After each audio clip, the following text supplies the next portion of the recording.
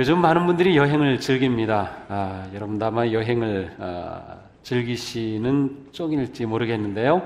저도 여행을 굉장히 많이 즐기지만 눈으로만 즐기는 편이라 할 말은 별로 없습니다. 요즘은 아주 독특한 여행들이 많이 있어요. 오지 여행, 그래서 아주 사람들이 찾지 않는 곳만 찾아다니는 여행도 있고, 또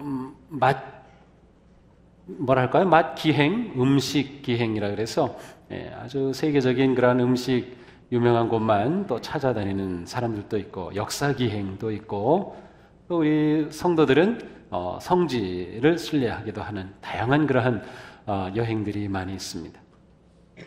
여행할 때 중요한 것은 무엇보다 여행을 시작하는 그 마음일 겁니다.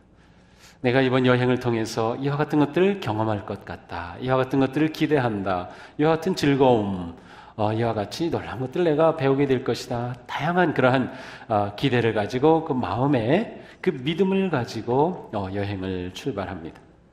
힐링 여행을 떠난다고 하면 이번 여행을 통해서는 쉼을 누리고 하나님께서 만져주시는 그러한 치유와 회복의 여행이 되겠다. 어쨌든 우리 마음에 어떤 믿음과 기대를 가지고 여행을 시작합니다. 자, 우리가 살아가는 이 믿음의 길을 한번, 이 여행이라고 한번 생각해 보면 어떨까요? 사실은 한번 생각해 보는 게 아니라 우리의 여행, 우리의 그 믿음의 길은 사실은 여행입니다. 그래서 순례라고 하는 말을 쓰죠. 우리는 믿음의 순례의 길을 걸어갑니다. 오늘 아침 우리가 한 사람을 만나는데 그 사람은 아브라함이라고 하는 사람입니다. 어느 날 하나님께서 아브라함에게 나타나셔서 말씀합니다. 내가 있는 곳을 떠나라. 내 아버지가 있는, 내 가족이 있는, 내가 익숙한 그 자리를 떠나라. 근데 아브라함이 하나님의 그 말씀을 듣고 정말로 떠났습니다. 히브리서 11장 8절에 보니까 아브라함의 떠난 것을 이렇게 말씀합니다. 아브라함은 믿음으로 순종하여 장차 받을 땅으로 떠나갔다. 아브라함은 믿음으로 순종하여 장차 하나님이 말씀해 주신 그 땅을 향해서 나아갔다는 것입니다. 이렇게 하여 아브라함의 믿음의 여행이 시작되었습니다. 아브라함이 시작한 그 믿음의 여행을 우리도 걷고 있습니다. 우리도 하나님의 부르심으로 복된 믿음의 길을 걷고 있는 것이죠. 우리가 걷는 이 길은, 우리의 이 순례의 길은 믿음으로 걷는 길입니다. 아브라함이 믿음으로 떠났듯이 우리도 믿음으로 이 길을 시작했습니다. 이 믿음의 길을 걸어온 지 벌써 10년, 20년, 30년, 50, 60, 70 되시는 분도 계시고, 어떤 분들은 이 믿음의 길을 떠난 지 이제 1년 되신 분, 2년 되신 분, 불과 몇 개월 되지 않은 분도 있습니다. 그러나 우리는 똑같이 지금 믿음의 길을 걸어갑니다. 아브라함은 하나님께서 가지고 계신 선한 계획을 신뢰했습니다. 너는 네가 살고 있는 땅, 네 태어난 곳, 내 아비의 집 떠나 내가 보여주는 땅으로 가라. 내가 네게 복을 주겠다. 너로 큰 민족을 이루게 하겠다. 네가 복이다. 너는 복의 근원이다. 라고 하나님이 주신 그 말씀을 잡고 떠납니다. 우리가 믿음의 길을 걸어갈 때, 우리가 믿음의 길을 순례하며 갈 때, 이 믿음의 길에 중요한 것이 무엇일까요? 가장 중요한 것은 하나님의 언약을 가지는 것입니다. 하나님의 언약을 잡는 것입니다. 아브라함이 떠났을 때 그가 잡았던 것은 오직 한 가지였습니다. 하나님의 약속입니다. 하나님의 언약입니다. 내가 너로 큰 민족을 이루게 하겠다. 내가 너를 복이 되게 하겠다라고 하는 그 하나님의 약속의 말씀을 붙잡고 그 언약을 잡고 출발했습니다. 우리의 믿음의 여정도 마찬가지입니다. 우리에게 있어서 가장 중요한 것은 하나님이 내게 주신 언약입니다. 내게 주신 그 언약을 붙잡고 우리는 믿음의 길을 가는 것이죠. 하나님께서 내게 주신 언약을 이루어 주실 것을 믿는 것입니다. 하나님께서 내게 주신 그 언약이 반드시 성취될 것을 믿는 것이죠. 아브라함에게 내가 큰 민족을 이룰 거다, 너는 복의 근원이 될 거다라고 언약을 주셨던 그 하나님께서 우리에게도 약속해 주셨습니다. 우리는 지금 어떠한 언약을 잡고 믿음의 길을 가고 있나요? 어떤 언약을 잡고 계세요? 제가 물어보면 여러분은 금방 대답하실 수 있죠? 집사님, 어떤 언약을 붙잡고 지금 신앙생활 하세요? 저에게는 하나님이 이와 같은 약속을 주셨어요. 저는 이 믿음 가지고 지금 믿음의 길을 걷고 있습니다. 우리에게 그 언약이 분명해야 합니다. 나는 그게 뭔지 잘 모르겠는데 하는 분이 있을 수 있어요. 사실 우리 가운데 그런 분이 많이 있을지도 몰라요. 그렇지만 오늘 말씀을 보면서 우리에게 언약이 다시금 선명해지고 우리에게 언약이 분명해져야 합니다. 하나님께서는 아브라함에게 놀라운 계획을 보여주셨습니다. 그가 놀라운 인생을 살게 될 것이다. 복된 인생을 살 것이다 라는 겁니다. 자, 그런데 우리가 이러한 언약의 삶을 살기 위해서 필요한 것은 정말로 언약을 받는 것입니다. 하나님께서 우리에게 어떻게 약속을 주셨나요? 내가 하나님이 주시는 약속이 뭔지 잘 모르겠습니다 라는 분이 계시다면 그런 분은 반드시 성경을 열어보셔야 합니다. 이 성경은 하나님이 주신 약속입니다. 전부 약속입니다. 전부 약속입니다. 여기는 구약과 신약이 있는데 그 약이라고 하는 것이 약속이라는 뜻입니다. 예수 그리스도를 중심으로 이전에 주신 약속이 구약이고 예수 그리스도를 중심으로 이후에 주신 약속이 신약입니다. 물론 우리가 아플 때 먹는 약도 있지만 이 구약과 신약은 아플 때에도 약 효과가 나타납니다만은 우리에게 주신 약속이에요. 하나님이 내게 무슨 약속을 주셨는지 모르겠어요 라면 말씀을 열어야 합니다. 말씀을 열면 무수한 약속들이 나옵니다. 우리가 매일매일 살아갈 때 하나님의 약속으로 살아가는 사람은 매일 말씀을 읽고 묵상하는 사람입니다. 한 주간을 살아가면서 하나님이 주신 약속의 말씀을 붙잡는 사람은 주일에 주님을 예배하며 설교를 통해 하나님이 주신 약속의 말씀을 잡는 사람들입니다. 어떤 분에게는 내 인생의 사명이 말씀에서 나오고 그 약속을 붙잡고 나아가는 사람도 있습니다. 약속이 왜 중요합니까? 우리의 믿음의 길에서 하나님의 언약이 중요한 것은 약속이 없으면 내 믿음의 순례길에 목적지가 없는 겁니다. 목적지 없이 그냥 순례만 하는 거예요. 그것은 순례가 아니고 방랑하는 겁니다. 우리의 믿음의 길이 방랑일 수는 없어요.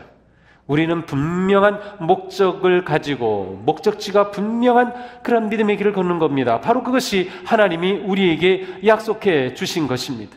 아브라함은 하나님께서 내가 큰 민족을 이루고 내가 복이 될 것이라고 하는 그런 약속을 붙잡고 나가셨습니다.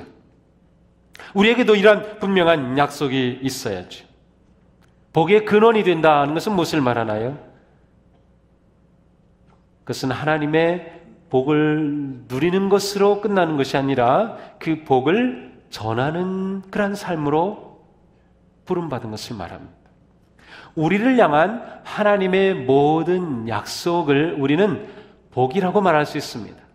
그런데 내가 복된 사람이 되는 것은 하나님께서 내게 주시는 그것을 누리는 것으로 끝나는 것이 아니라 그것을 전하고 나누고 함께하는 것으로 나아갈 때 그게 진정한 복의 사람입니다. 내가 하나님의 자녀로 그리스도의 제자로 살아가는 삶의 복받은 인생이라고 말할 수 있는 것은 나 때문에 누군가가 복을 받는 겁니다. 나 때문에 다른 사람에게 생명의 복음이 전해지는 겁니다. 나 때문에 다른 사람이 살아갈 용기와 소망을 얻는 것입니다. 누군가를 잡아줄 수 있고 사랑을 나눌 수 있고 내가 받은 것을 나눌 때 그것이 하나님이 우리에게 기대하시는 진정한 복의 삶인 것이죠. 하나님이 우리에게 주신 모든 약속은 우리가 이 땅에서 하나님이 주신 그 복을 누리는 삶으로 다 모아질 수 있어요. 우리가 살아가는 삶의 영역에 따라서 구체적인 그러한 약속도 있을 수 있습니다. 내게 주신 가정과 자녀와 직장과 내가 주는 기업과 내가 기도하는 모든 것 속에 하나님은 놀라운 은혜의 말씀과 약속을 주셔요. 그래서 우리는 끊임없이 이 약속을 잡고 믿음의 길을 걸어가는 것입니다. 이 시간 하나님께서 우리 모두에게 아브라함에게 주셨던 것과 같은 놀라운 약속의 말씀을 주시기를 축복합니다. 내가 너로 복이 되게 할게. 내가 너로 큰 민족을 이루게 할게. 내가 너에게 꿈을 주고 내 꿈을 내가 이루어 주겠다라고 부르시는 그러한 놀라운 약속의 말씀이 넘치게 되기를 축복합니다. 하나님은 우리에게 그한 약속을 주시고 이루시기를 아주 기뻐하시는 분이셔요. 다음으로 우리가 믿음의 길을 걷는 것은 하나님과 사귀는 길을 걷는 것입니다. 자, 하나님은 우리에게 믿음의 길의 순례의 목적지를 말씀해 주셨어요. 약속을 주셨어요. 그것으로 끝나신 것이 아니고 그 길에 이르기까지 우리와 함께 가십니다. 함께 가셔요. 하나님이 우리 인생의 가이드가 되시는 겁니다. 우리와 직접 우리 가운데 역사하시는 그분을 우리는 성령 하나님이라고 합니다. 성령 하나님이 우리와 함께 하심으로 우리가 하나님이 주신 약속을 성취해 갈 수 있도록 그 길을 열어주시고 인도해 주신 거죠. 예수 그리스도는 하나님으로부터 우리가 그 약속을 받을 수 있는 문을 열어주신 거죠. 예수 그리스도의 놀라운 그 십자가의 구속의 은총으로 하여금 우리가 하나님의 약속을 받을 존재로 만들어주셨고 성령님은 그 길에 동행해 주셔요. 그러므로 우리가 믿음의 길을 순례할 때 아주 중요한 것은 하나님과 함께하는 겁니다. 하나님과 믿음의 교제를 나누는 것입니다. 하나님은 우리에게 약속을 주셨을 뿐만 아니라 그 약속을 향해 계속해서 나아갈 수 있도록 우리를 가르쳐 주십니다. 우리에게 지혜를 주십니다. 우리를 다시금 일으키셔서 용기와 소망을 주시며 계속해서 그 길로 나아가도록 인도해 주시는 놀라운 친구와 같은 분이 되십니다. 그래서 우리는 늘 하나님과 교제하는 거죠. 그래서 우리가 말씀을 묵상하는 겁니다. 말씀을 읽는 겁니다. 설교를 듣는 것입니다. 하나님을 예배하는 것입니다. 이러한 시간을 통해 하나님과 우리가 계속 대화를 하는 거죠. 우리에게 말씀해 주시는 거죠. 내가 지금 걷는 길 제대로 가고 있구나. 너 이 길 결코 멈추면 안 돼. 내가 가는 거 지금 벗어난 것 같아. 좀 돌이키면 좋겠다. 하나님과 함께하면 하나님의 음성이 들립니다. 하나님의 뜻이 보입니다.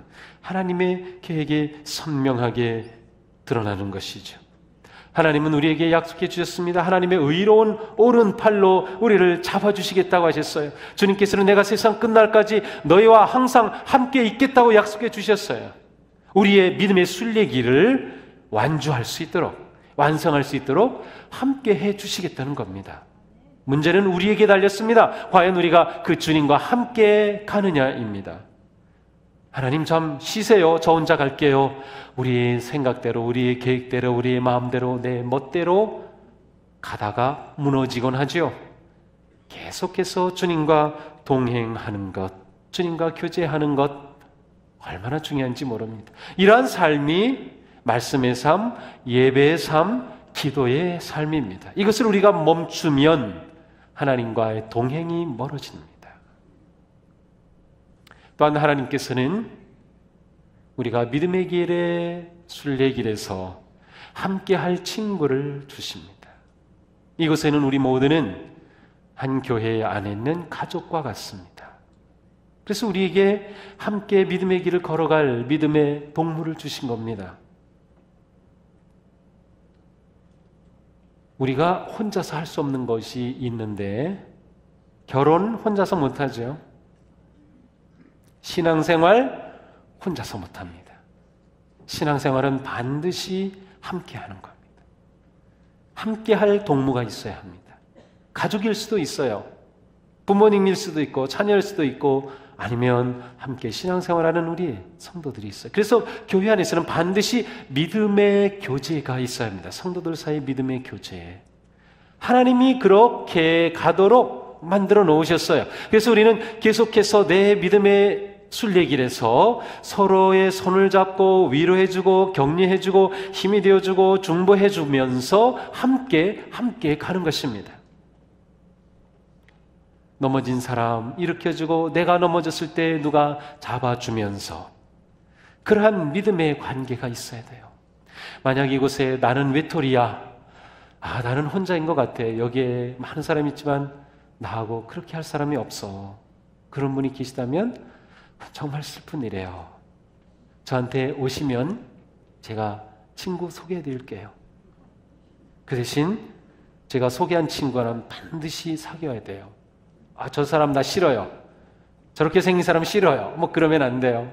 제가 최고의 친구를 소개시켜 드릴 테니까 함께 믿음의 길을 동행하는 거죠.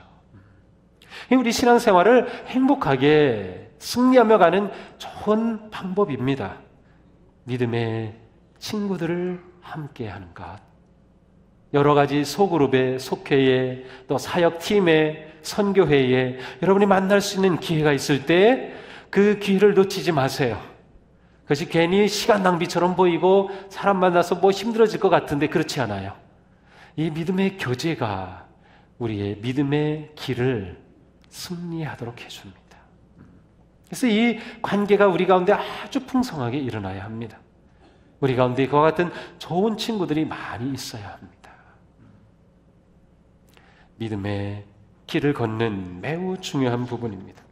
세 번째로 우리가 믿음으로 사는 인생은 승리하는 인생입니다. 세상은 성공을 추구하지만 우리는 승리를 추구합니다. 우리에게는 승리가 곧 성공입니다. 무엇이 승리고 무엇이 성공인가요? 개념을 우리가 바르게 정의해야 합니다. 우리에게 있어서 성공한 삶, 승리하는 삶이라고 하는 것은 하나님께서 나를 통해 하나님의 뜻을 이루셨을 때 그것을 우리는 성공이라고 할 수 있습니다. 그것이 우리의 승리입니다.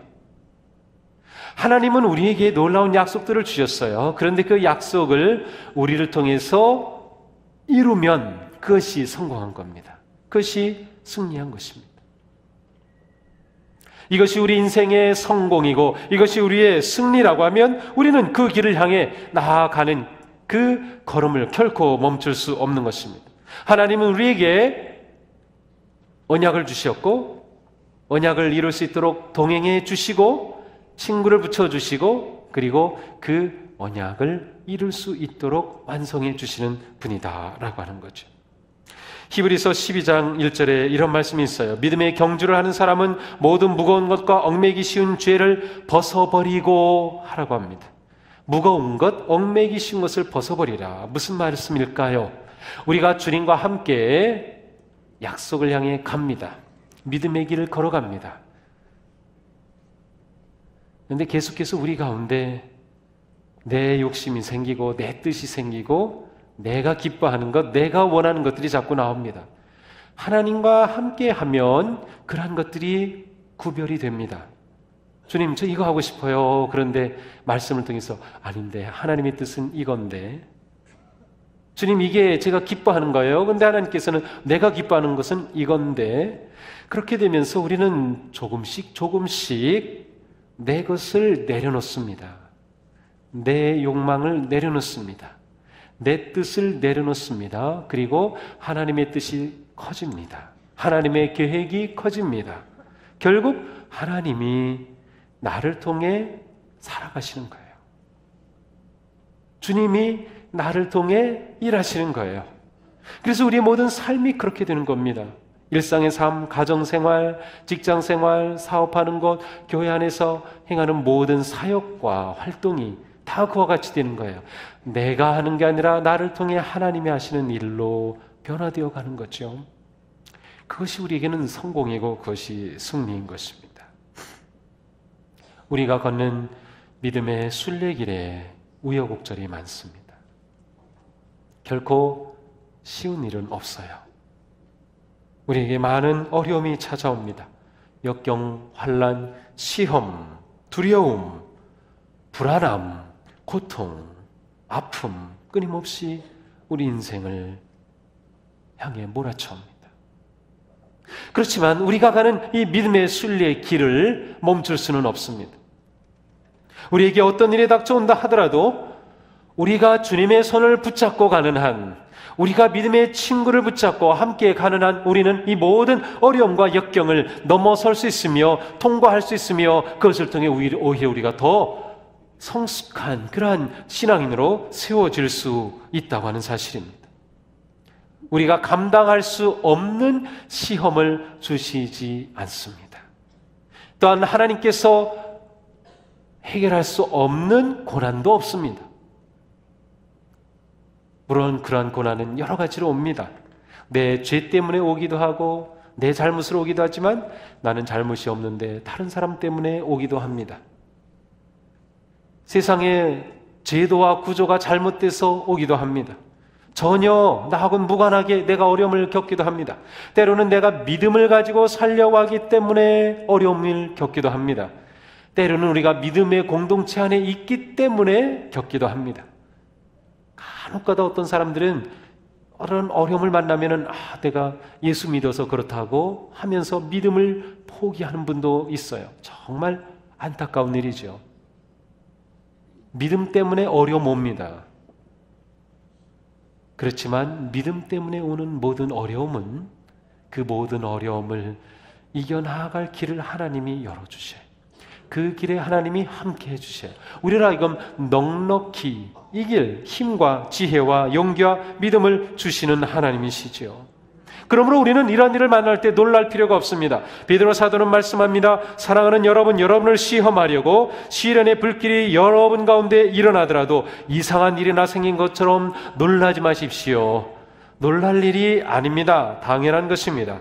시편의 시인은 고백합니다. 고난을 당한 것이 내게는 오히려 유익이 되었습니다. 그 고난 때문에 나는 주님의 율례를 배웠습니다. 어떤 일을 만나든 그것은 우리 가운데 하나님이 역사하실 기회이고 하나님께서 일하실 은혜의 순간이 됩니다. 그래서 웨슬리 목사님은 사람이 겪는, 그리스도인이 겪는 모든 역경은 위장된 하나님의 복이다라고 설명하기도 했어요. 2015년 새해를 맞아 나아가는 우리의 믿음의 길, 지금 여러분의 마음, 여러분의 영혼은 어떻습니까? 두렵습니까? 놀람 가운데 있습니까? 불안합니까? 포기하고 싶습니까? 아닙니다. 우리의 이 믿음의 순례길은 잘 선택한 길입니다. 하나님이 우리를 택하셔서 약속을 주신 길입니다. 하나님은 우리가 잘 되기를 원하시고 우리가 복받는 자가 되기를 원하십니다. 우리도 아브라함처럼 복의 사람이 되도록 부르신 겁니다. 그러므로 어떤 상황에서라도 염려하고 두려워하지 말고 담대하게 주님의 손을 꽉 잡으시기 바랍니다. 주님이 우리와 함께 하십니다. 동행하십니다. 도우십니다. 역사하십니다. 우리 그 주님을 신뢰하고 그 주님을 오래 경험합시다. 나를 도우시는 그 주님을 만납시다. 주님께서 내 삶 가운데 어떻게 일하시고 역사하시는지 주님께 내 삶을 드리며 그 주님을 기대해 보겠습니다. 우리 삶에 일하시는 주님, 그래서 주님께서 나를 통해서 놀라운 뜻을 이루어가시는 진정으로 성공한, 승리하는 복된 우리 모두가 되기를 주님의 이름으로 축복합니다. 기도하겠습니다.